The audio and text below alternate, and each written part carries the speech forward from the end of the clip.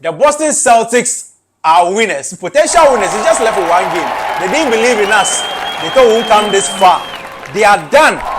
Close every shop, close every business. Every employee has been sacked. Enter the streets. It's a parade in my town. Get out there, Celtics fans. Look, they were bashing us, telling us we didn't have a good roster, but now look at us. Look at us. The West brought their best team, and then now we are 3 up. What would they say now? What would they say now? Talk to me. Talk to me. Talk to me. Talk to me. As a Clippers fan, how do you feel? But before we get into it, this is the Postback Show. My name is Slimo, and I'm here with an overjoyous Teddy. I've seen him excited, but today is just through the roof, and you can understand them. The Boston Celtics are up 3-0 on the Dallas Mavericks. Before we get into it, make sure you're following us across all of our social media handles. Get on there and enjoy some amazing basketball content. Let's get into the NBA Finals. I mean, before the start of the game, then the report came out that Porzingis wouldn't play. And then a lot of the ops or the opposition or Dallas Mavericks fans thought, okay, this is our chance. Yeah, true. Porzingis is out. They won't be able to utilize Porzingis when they're struggling on the offensive end. True. So advantage Dallas. For Dallas. And I mean, in the start of the first 2-3 minutes, it looked like advantage Dallas because they were leading by 13 points. They came out aggressive. They looked like they were playing on home court. Very, very and we've got to give credit to the Dallas fans. The fans in Texas, they were amazing. They came out. I mean, Patrick Mahomes, their wife, welcome some self. I think it was excellent. The start was incredible, but amazing game from the Boston Celtics. What just did it for you guys to get over the hump? I think it was the decision of playing Tillman over Cornet. Because for me, I thought it was going to be Cornet or maybe Brissett. He'll just interchangeably bring each of them at different times. But then it was Tillman. And I understand because the lateral movement that you get from Tillman is not what you get from Cornet. Because once you have Cornet more in the drop, which will be a problem for us. But when you get him out of the drop and he comes to the level and you run that pick and roll, and it is him and Luka or him and Kyrie on an island, and maybe they try to drive, I don't think he'll be able to match their movement. And even when it's come downs with me, when they do the cha-cha, I don't think he'll be able to match them. It would have been a more interesting movie to watch than Gobert's movie, honestly. So Gobert's movie was a horrible movie. So it's shout out to our coach for actually making that decision, because someone has not played this whole playoffs, and then you decide to play him now. Because Cornet during the regular season was playing most of the minutes. Even the playoffs against Miami, against Cleveland, against Pacers, he was the guy. But now in a win match, win it and let's go. He actually put someone in the game, and that was one of the greatest decisions he ever made. It's amazing because the whole of the season was using Cornet and now Tillman. Now there's one key word I want us to notice.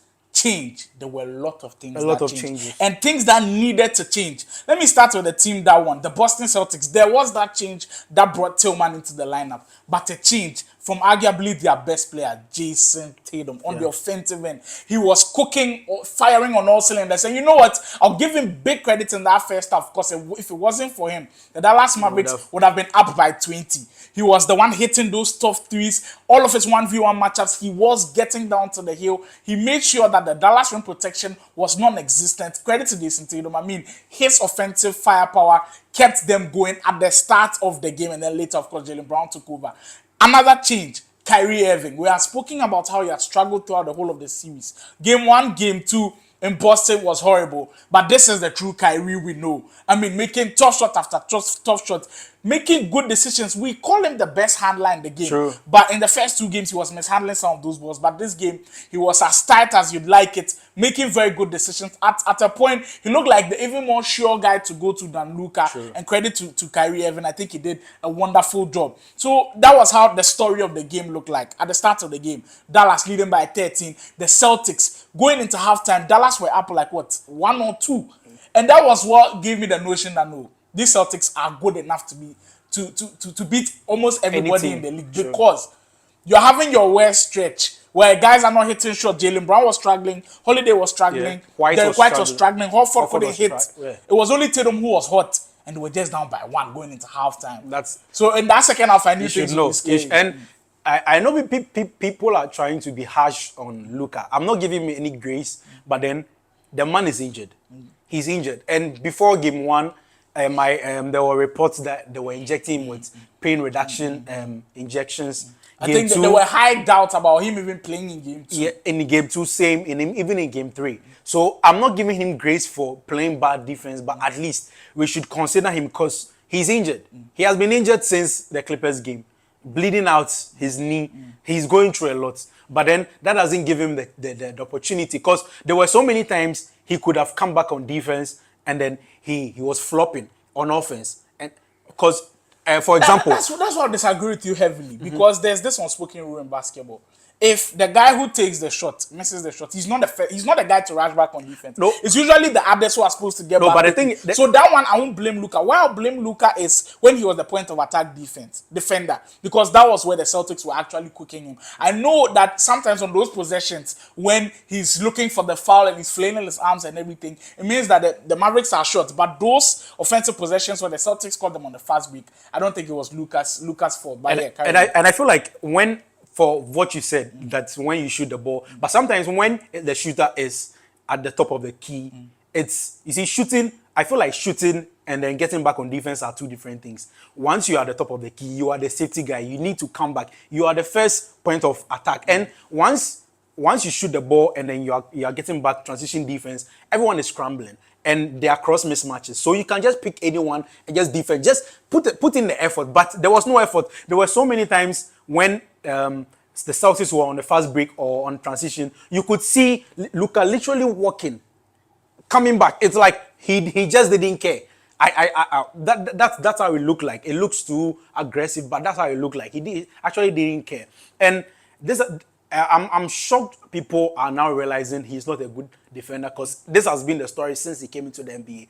His offense has been just good for you not to know or not to see that he's not a good defender. He's not a good defender. He has never been a good defender. So people shouldn't act like he was a good defender and now he's not. He has never been. He has just been a good offensive player and that has been overshadowing his defense. So you know what's funny enough? This has been one of Luka's best defensive seasons. Very, very by best his standards because very his true. standards are so Very low. true. If he does a little, it's okay. But yeah, Luka on defense, we can give him that. Now, going into the latter part of the game, the Celtics regained control in that second half. We're up by like 20-something. And then we saw that Mavs big run. But there was the decision which likely altered where the game went and how it ended. The Luka foul. Yeah. Before he even fouled out, he challenged the shot on the possession. He forced his coaches and everybody to challenge the decision and they won. Next possession, Luka tries to draw the charge from Jaylen Brown and they deemed it illegal. He forced his coaches again to challenge. So you put them in a difficult situation. You lost the challenge. You knew you had already fouled 5 times. You were down for the last foul for you to go out and then he went to do that. So now that's where the experience factor will come in. True.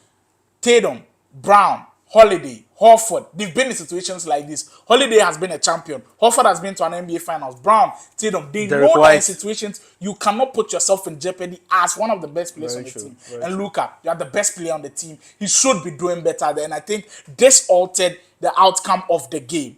Now, there have been rumblings about one player on the Boston Celtics and a team that literally gave the Boston Celtics the championship. Jrue Holiday. Jrue Holiday, true. And I mean, you can say they are right in a way because what did they even get back for Jrue Holiday? They did get Damian Lillard, but it's now paying off for the Boston Celtics. As a Celtics fan, do you say you guys finessed that trade? Honestly, when I heard the trade, I wasn't so happy because when you go back to last year, Milwaukee against Miami, when you watch the game, you realize they were cooking Holiday. Jimmy Butler was cooking him left and right. He was just getting to his spot,